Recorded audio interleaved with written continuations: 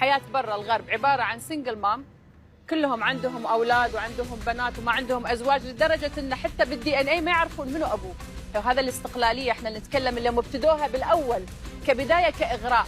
كوني مستقله، كوني مقتدره، كوني قويه، كوني غنيه، كوني هذا الموضوع حجم الرجل، خلاه يحس انه هو سوى ما سوى هو ما له قيمه.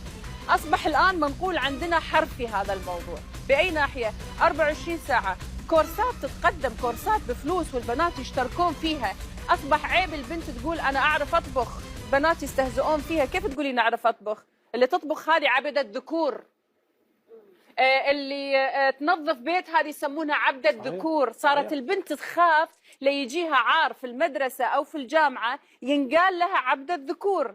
ولو قالت مثلا أنه أنا أحب وأنا ممكن أغسل رجل أو رجول زوجي بالماء والملح، هذه ممكن تتسوى عليها حملة. هاشتاج يتسوى إذا قالت أنا أعمل شيء لزوجي حرفياً. انت مع انه المراه تغسل رجل زوجها؟ اذا كان رجال يسوى احطه على راسي، ليش لا؟ رجال الله خلق